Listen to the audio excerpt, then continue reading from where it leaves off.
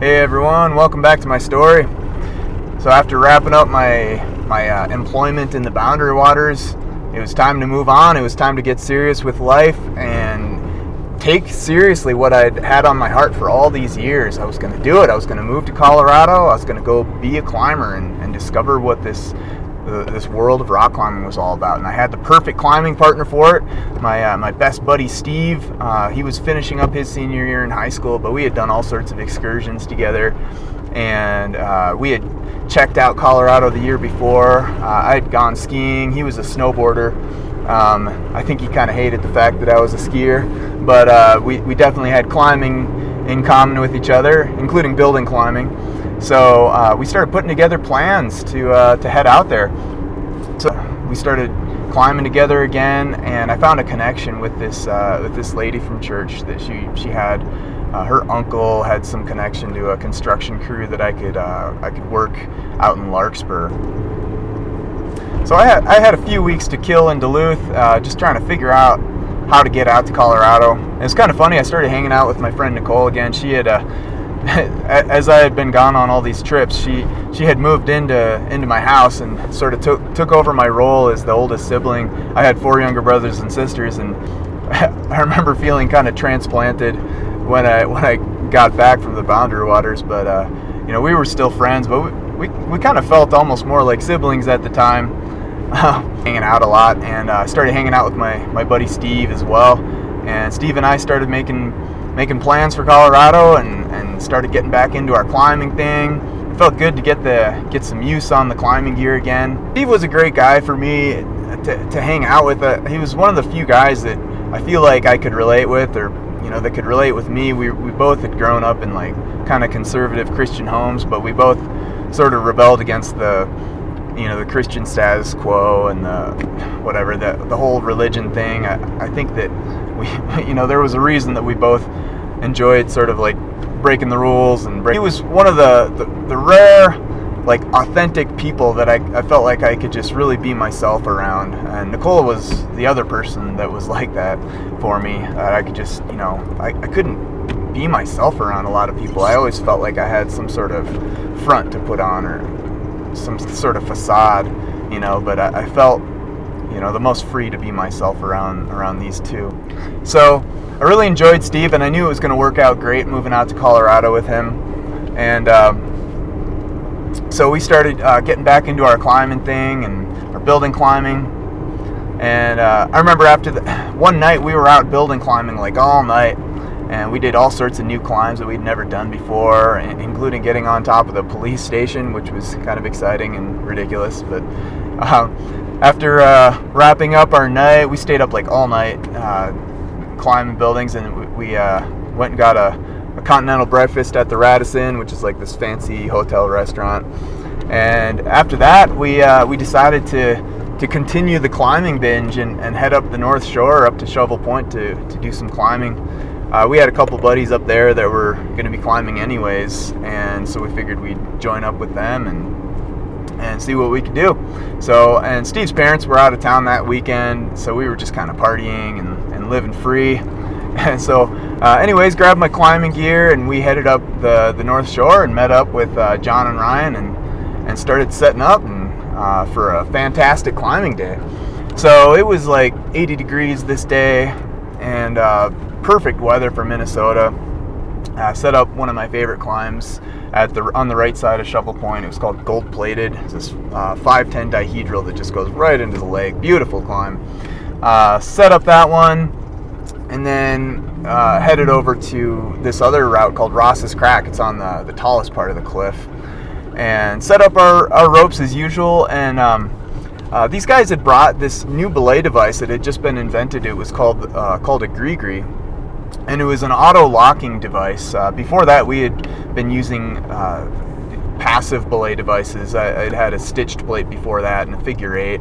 And so this new device was kind of an interesting way to go. So we set up our top belay as usual, and I lowered in first over Ross's Crack and climbed through the crux sequence and kind of checking it out. And Steve was next. So Steve was going to head down, and I was sitting on the left and just kind of like at the edge of the cliff to help help him with the crux beta, the information on the most difficult parts of the climb right at the top.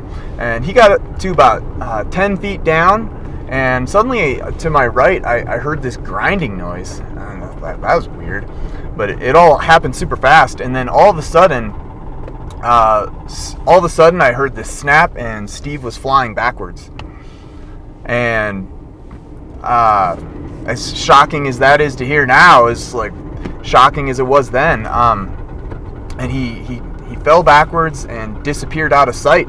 And this climb was over the lake, so I didn't know if this part if he went into the lake or what. I'd never been to the ground here. It was too tall to get to the ground. The three of us immediately started freaking out. We didn't know what to do or think. And there were other parties up there, and they quickly came over to see what all the commotion was about. And we told them what had happened, and I immediately started trying to set up a rappel to get down to where Steve had fallen.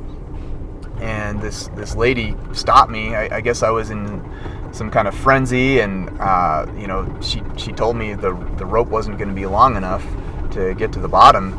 And for some reason, none of us could figure out how to get down to the bottom where he was. I think somebody had a cell phone or something, I can't remember, but somebody called in the Coast Guard to come for assistance. And because none of us knew how to get to the bottom of this cliff, it was kind of closed off by the lake and the cliffs. I started heading back to the ranger station to await rescue from the Coast Guard. My buddy Ryan later on, I guess, figured out a way to get down there that I would find out later. He down soloed part of the cliff and swam across the bay and was able to get to him. But meanwhile, I was back at the ranger station to await the news of what had happened. So, and I remember I was in the ranger station headquarters, and when I heard the news that the Coast Guard had found him and that he had died. And I didn't know how to handle this news. I remember I was sitting, like, I just curled up in a ball, like, under the superintendent's desk, and I just started freaking out. It was like just crying. And I remember there's like this other old climber there. I don't remember who he was, but he came in the room, and of course everybody there knew about what had happened.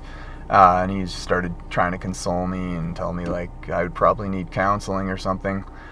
But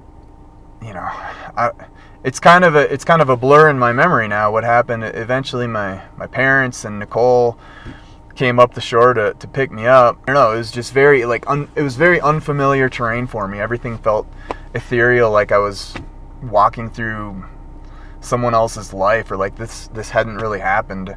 And I remember I ended up going to his funeral, and I'd always go to his house because his brother John, he and I were super good buddies too. So I remember this feeling of I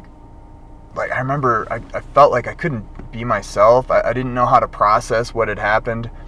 I definitely felt guilty for getting Steve into climbing, for taking him out climbing that day, and I just didn't know how to process this and deal with it. And everywhere that I went for the next 2 weeks, everyone was asking me about the situation. I remember Henry and Cindy from Honduras, they wanted to come and put on like this slideshow at our church, and I just told them no, for no reason really. I just didn't want any attention. I didn't want to see anybody. I didn't want to talk to anybody. I didn't want to deal with anything, and I didn't know what to do. So I still had made these plans to Colorado, and this trip was starting to look more like an escape plan than a plan to go out climbing. I couldn't even imagine climbing again, but as people kept asking me about the accident, including Ted, my Explorer Scout advisor, of course, and everyone else, I decided to head out to Colorado, but it was going to be on completely different circumstances. I was just wanted to get away from everyone and everything. And so on the next video, I'll talk more about the accident and kind of like what happened as information came to me. But I'll talk about my transition out to Colorado, not as a climber, but sort of as an escapee, I guess. And we'll talk to you guys next time. Thanks.